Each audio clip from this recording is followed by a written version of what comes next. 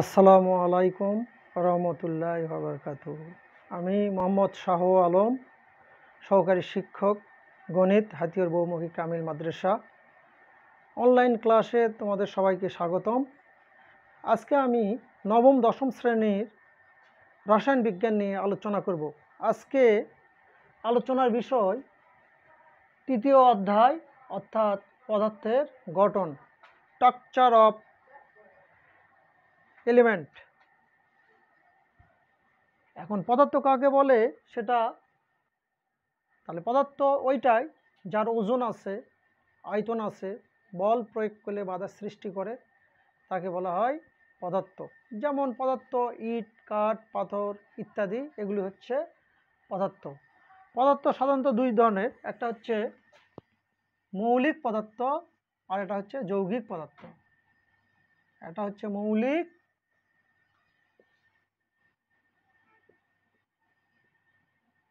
মৌলিক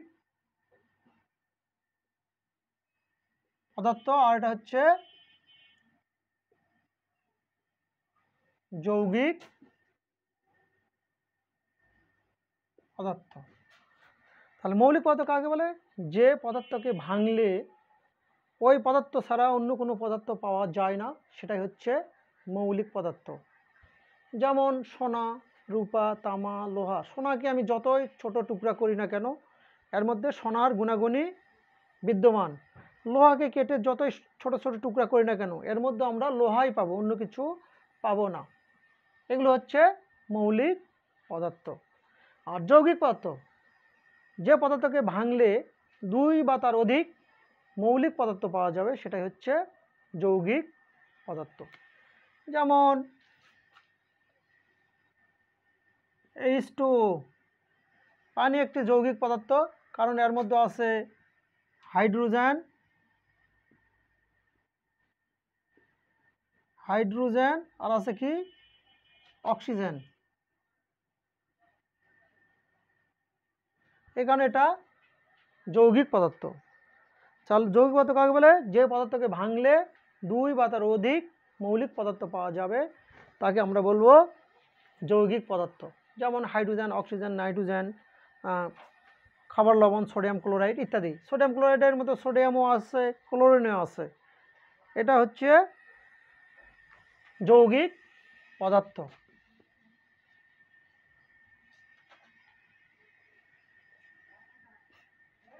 এখন এই যে পদার্থগুলি যে আছে, পদার্থগুলোকে ভাঙলে এর মধ্যে আমরা আরও ক্ষুদ্র কিছু কণা পাই, যেটা আমরা অণু বা পরমাণু বলি। এখন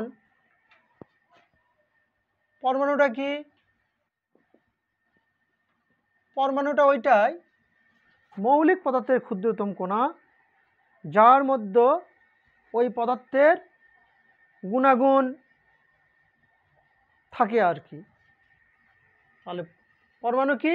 পরমাণু হচ্ছে মৌলিক পদার্থের ক্ষুদ্র কণা, যার মধ্যে ওই পদার্থের ধর্ম বা গুণাগুণ বজায় থাকে। যেমন অক্সিজেন, অক্সিজেনের পরমাণু ও, এর মধ্যে শুধু ওই বিদ্যমান, মানে অক্সিজেনই বিদ্যমান। এটা হলো অক্সিজেনের একটি পরমাণু। যেমন কার্বনের একটি পরমাণু, পরমাণু হচ্ছে সি। তেমনিভাবে অক্সিজেন, নাইট্রোজেন, হাইড্রোজেন, এইভাবে যতগুলি আছে।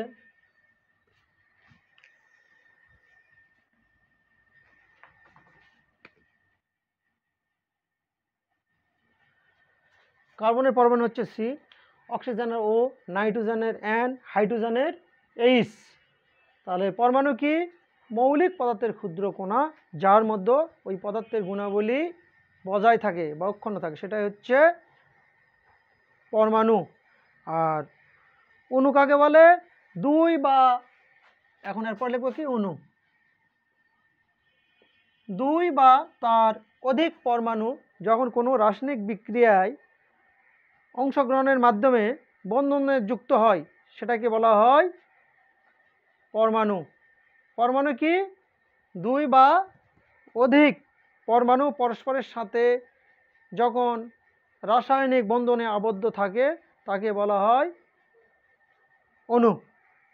ঠিক আছে, তাহলে অণুটা যেমন অক্সিজেনের অণু O2, O2 কেন হলো? এখানে একটা অক্সিজেন পরমাণু আরেকটা অক্সিজেনের সঙ্গে বন্ধন সৃষ্টি করে O2 হয়েছে। তেমনিভাবে H2O, এখানে হাইড্রোজেনের দুইটা পরমাণু অক্সিজেনের একটি পরমাণুর সাথে যুক্ত হয়ে পানি অণু সৃষ্টি করছে। তেমনিভাবে H2SO4 এর এখানে হাইড্রোজেনের দুটি পরমাণু, সালফারের একটি পরমাণু আর অক্সিজেনের চারটি পরমাণুর সাথে যুক্ত হয়ে সালফিউরিক অ্যাসিড উৎপন্ন হয়েছে।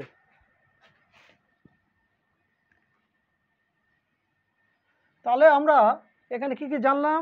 পদার্থটা কি? পদার্থ ওইটাই যার ওজন আছে, আয়তন আছে, বল প্রয়োগ করলে বাধা সৃষ্টি করে, তাকে বলা হয় পদার্থ। পদার্থ দুই ধরনের, একটা হচ্ছে মৌলিক পদার্থ আর যৌগিক পদার্থ। মৌলিক পদার্থ ওইটা, অর্থাৎ যে পদার্থকে ভাঙলে ওই পদার্থ ছাড়া অন্য কোনো পদার্থ পাওয়া যায় না, সেটাই হচ্ছে মৌলিক পদার্থ, যেমন সোনা, রূপা, তামা, লোহা ইত্যাদি। যৌগিক পদার্থ, যে পদার্থকে ভাঙলে দুই বা তার অধিক মৌলিক পদার্থ পাওয়া যাবে, সেটাই হচ্ছে যৌগিক পদার্থ। যেমন সাধারণ লবণ NaCl অর্থাৎ সোডিয়াম ক্লোরাইড, এর মধ্যে সোডিয়ামও আছে, ক্লোরিনও আছে, অতএব এটা একটি যৌগিক পদার্থ। সালফিউরিক অ্যাসিড H2SO4, এর মধ্যে সালফার আছে, অক্সিজেন আছে আর হাইড্রোজেন আছে। আর এই যে পদার্থ অণু আর পরমাণু, মৌলিক পদার্থ বা পদার্থকে ভাঙলে এর মধ্যে আমরা আরও ক্ষুদ্র ক্ষুদ্র কণিকা পাবো, যেটাকে বলা হয় পরমাণু। অর্থাৎ মৌলিক পদার্থের ক্ষুদ্র কণার নামই হচ্ছে পরমাণু, যা ওই পদার্থের ধর্ম অক্ষুণ্ণ রাখে। আর অণু হচ্ছে ওইটাই দুই বা অধিক পরমাণু যখন কোনো রাসায়নিক বিক্রিয়ায় অংশগ্রহণের মাধ্যমে বন্ধন সৃষ্টি করে, সেটা হচ্ছে অণু। তাহলে পানির অণু হচ্ছে H2O, কার্বন ডাইঅক্সাইডের অণু CO2, সালফিউরিক অ্যাসিডের অণু H2SO4 ইত্যাদি। এরপরে এখন আমরা আসব, আচ্ছা, পরমাণুকে যদি ভাঙাই, এই পরমাণুকে ভাঙালে আবার এখান থেকে আমরা আরও কিছু পাবো। পরমাণুকে ভাঙালে পাবো কি? ইলেকট্রন, প্রোটন আর নিউট্রন। কি কি পাবো? ইলেকট্রন, প্রোটন আর নিউট্রন।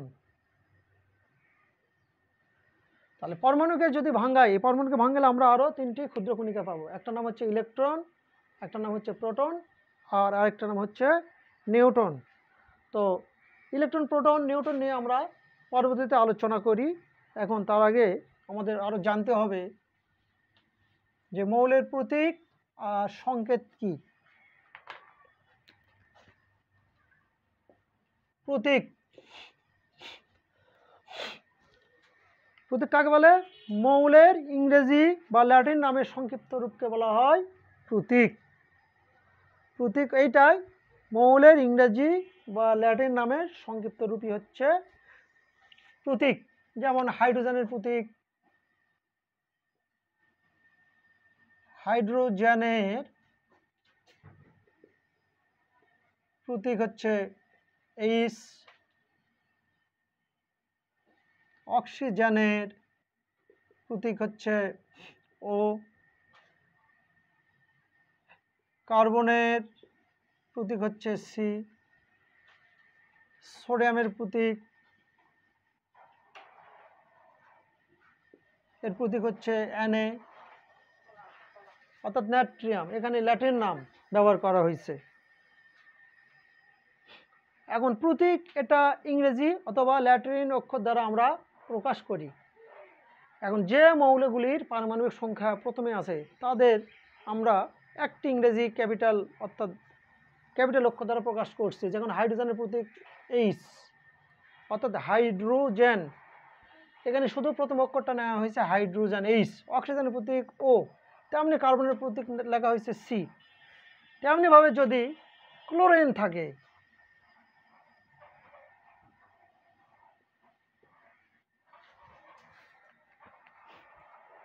এখন এই ক্লোরিন যদি থাকে তাহলে আমরা কি লিখব? যেহেতু এর নামেরও পূর্বে C আছে, তাহলে যেহেতু কার্বনের পারমাণবিক সংখ্যা হচ্ছে 6, আর ক্লোরিনের পারমাণবিক সংখ্যা হচ্ছে 17।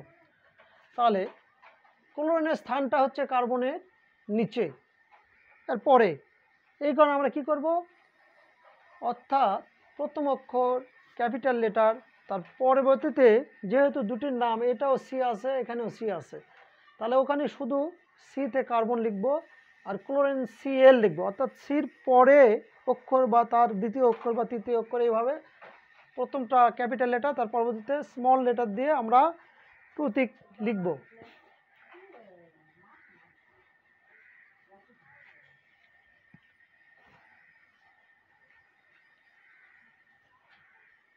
আচ্ছা, প্রতীক এই যে আমরা লিখলাম, এখন প্রতীক লিখতে গেলে অবশ্যই সেখানে ক্যাপিটাল লেটার ব্যবহার করতে হবে, প্রথমে অক্ষরটা ক্যাপিটাল, আর পরবর্তীতে যদি আরও কোনো ইয়ে থাকে সেখানে আমরা স্মল লেটার ব্যবহার করব, তারপরে অক্ষর, যেমন ক্লোরিন এখানে নিয়ে নিলাম। আবার কিছু আছে যেগুলো আমরা ল্যাটিন নাম ব্যবহার করব, যেমন সোডিয়াম, সোডিয়াম এটা হলো নাইট্রিয়াম, এই জন্যই Na হয়ে গেছে।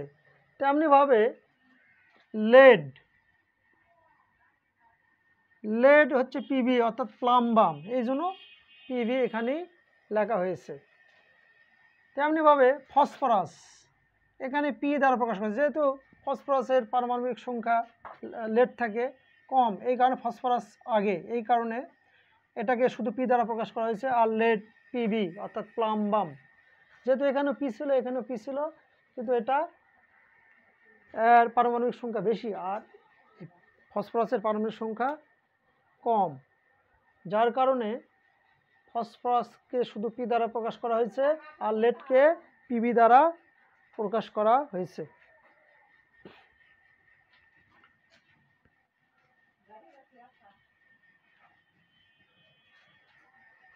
এখন আমরা সংকেত লিখব, সংকেত, সংকেত। তাহলে সংকেত কাকে বলে? কোনো বস্তুর অণুর সংক্ষিপ্ত রূপকে বলা হয় সংকেত বা আণবিক সংকেত।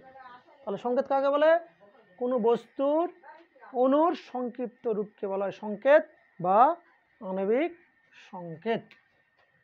তাহলে যেমন পানির সংকেত হচ্ছে H2O, এটা পানির সংকেত হতে পারে বা আণবিক সংকেতও হতে পারে। সালফিউরিক অ্যাসিডের সংকেত H2SO4, কার্বন ডাইঅক্সাইডের সংকেত CO2।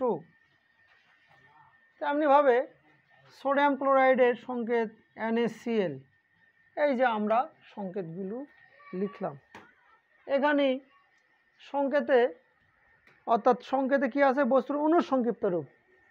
যেমন এখানে হাইড্রোজেনের একটি অণু অর্থাৎ দুইটি পরমাণু অক্সিজেনের একটি অণুর সঙ্গে যুক্ত হয়ে পানির সংকেত সৃষ্টি হয়েছে, এখানেও তাই। সালফিউরিক অ্যাসিডের হাইড্রোজেনের দুটা পরমাণু সালফারের একটি পরমাণুর সঙ্গে যুক্ত হয়েছে আর তার সঙ্গে চারটি অক্সিজেনের পরমাণু যুক্ত হয়ে কী হয়েছে?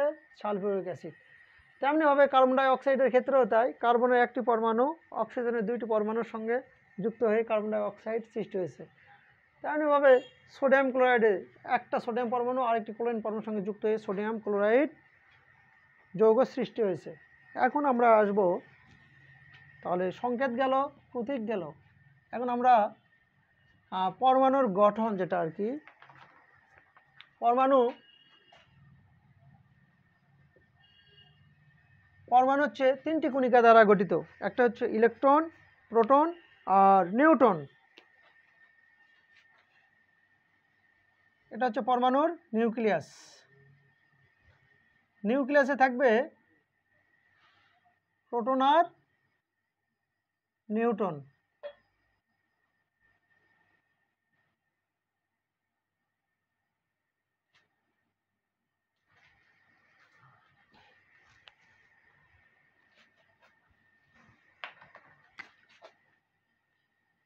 নিউক্লিয়াসে থাকবে প্রোটন আর নিউট্রন। আর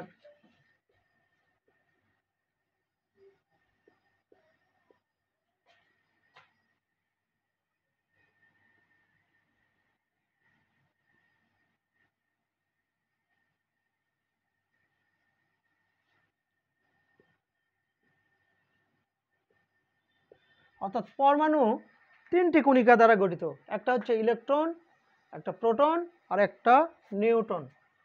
প্রোটন হচ্ছে পজিটিভ চার্জ বা ধনাত্মক চার্জ, ইলেকট্রন হচ্ছে ঋণাত্মক চার্জ, আর এটা চার্জ নিউট্রন হচ্ছে চার্জবিহীন। তাহলে তাহলে পরমাণু তিনটি কণিকা দ্বারা গঠিত, একটা কি ইলেকট্রন, একটা প্রোটন আর একটা হচ্ছে নিউট্রন। তাহলে প্রোটন হচ্ছে ধনাত্মক চার্জ, আর ইলেকট্রন হচ্ছে ঋণাত্মক চার্জ, নিউট্রন হচ্ছে চার্জবিহীন। এখন প্রোটনকে আমরা পি দ্বারা প্রকাশ করতে পারি, ইলেকট্রনকে ই দ্বারা আর নিউট্রনকে এন দ্বারা আমরা প্রকাশ করব। আর এগুলোর ভরও আছে, একটি ইলেকট্রনের ভর 9.11 গুণন 10⁻²8 গ্রাম, আর প্রোটনের ভর 1.673 গুণন 10⁻24 গ্রাম, আর নিউট্রনের ভর 1.675 গুণন 10⁻24 গ্রাম। তো এই যে ভরগুলো গেল, আর প্রোটন এটা হচ্ছে ধনাত্মক আধান, ইলেকট্রন হচ্ছে ঋণাত্মক আধান, আর নিউট্রন হচ্ছে চার্জবিহীন। এখন পরমাণুর এই রাদারফোর্ডের যে পরমাণুর যে মডেলটা আছে, এই মডেলটা আমরা সৌর মডেলের সঙ্গে আমরা তুলনা করতে পারি। সূর্যকে কেন্দ্র করে যেমন গ্রহগুলি আবর্তিত হতে থাকে, তেমনি পরমাণু নিউক্লিয়াসকে কেন্দ্র করে ইলেকট্রনগুলি আবর্তিত হয়। আর এই যে এটা হলো নিউক্লিয়াস, এটার নাম, অর্থাৎ প্রোটন আর নিউট্রন এটা মিলে হয়ে গেছে কি নিউক্লিয়াস, অথবা এটা হচ্ছে নিউক্লিয়াস বা ভরও আমরা বলতে পারি। ঠিক আছে, তাহলে নিউক্লিয়াস কাকে বলে? পরমাণুর কেন্দ্রে প্রোটন আর নিউট্রনের সমষ্টি হচ্ছে নিউক্লিয়াস। তাহলে প্রোটন আর নিউট্রনকেই বলা হয় পরমাণু নিউক্লিয়াস বা ভরও বলা হয়। প্রোটন আর নিউট্রনের সমষ্টি হচ্ছে পরমাণুর ভর। ঠিক আছে, অর্থাৎ নিউক্লিয়াসের যেটা ভরও আমরা সেটাকে বলতে পারি। আর পরমাণু অতি ক্ষুদ্র, পরমাণুর তুলনায় নিউক্লিয়াসের ভর অতি নগণ্য। ঠিক আছে, একটা পরমাণুর ভর যা একটা নিউক্লিয়াসের ভর তার চাইতে অনেকটা কম।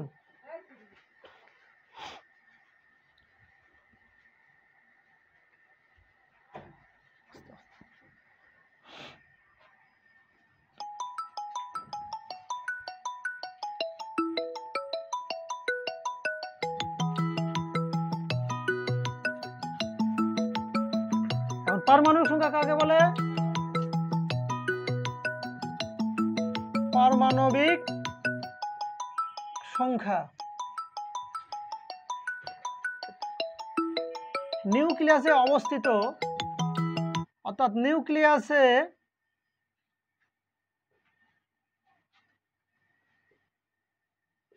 অবস্থিত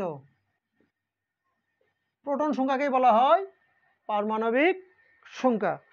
অর্থাৎ নিউক্লিয়াসে অবস্থিত প্রোটন সংখ্যা যেটা, সেটাকে আমরা বলি পারমাণবিক সংখ্যা। আর নিউক্লিয়াসে অবস্থিত প্রোটন আর নিউট্রন সংখ্যা সমষ্টিকে আমরা বলি ভর সংখ্যা। তো আমরা একটি মৌলের পরমাণুর ক্ষেত্রে লিখতে পারি, যেমন সোডিয়ামের এখানে ভর হচ্ছে 23 আর পারমাণবিক সংখ্যা হলো 11, আর এটা হলো প্রতীক। তাহলে এটা আমরা লিখতে পারি কি, অর্থাৎ এখানে ভর হচ্ছে সোডিয়ামের ভর সংখ্যা হচ্ছে 23, আর প্রোটন বা ইলেকট্রন হতে পারে, প্রোটন আর ইলেকট্রন একই থাকবে। প্রোটন আর ইলেকট্রন হচ্ছে কত? 11। অর্থাৎ একটি পরমাণু নিউক্লিয়াসে যে কয়টি প্রোটন থাকবে, বাইরে ইলেকট্রনও ঠিক সেই কয়টি থাকবে। তাহলে এখানে প্রোটন 11, ইলেকট্রনও 11, আর নিউট্রন থাকবে 23 - 11 অর্থাৎ 12। অর্থাৎ এই ক্ষেত্রে, অর্থাৎ এই মৌলের ক্ষেত্রে 12টি নিউট্রন থাকবে। তাহলে এখানে মৌলের ভর সংখ্যা হচ্ছে 23, প্রোটন সংখ্যা 11, ইলেকট্রন সংখ্যাও 11, আর নিউট্রন সংখ্যা 23 - 11 অর্থাৎ 12। এটা আমরা পেয়ে গেলাম। এখন রাদারফোর্ডের পরমাণুর মডেল।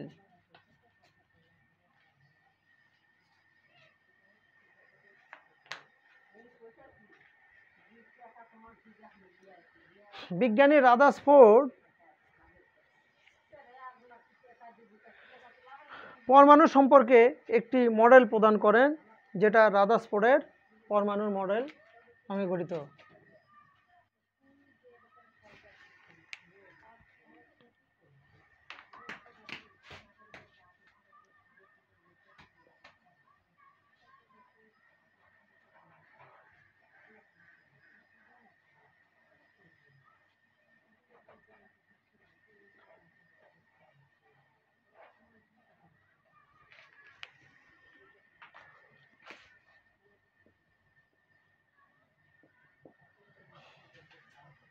বিজ্ঞানী রাদারফোর্ড পরমাণু সম্পর্কে একটি মডেল প্রদান করেন, সেটা হচ্ছে রাদারফোর্ডের পরমাণুর মডেল।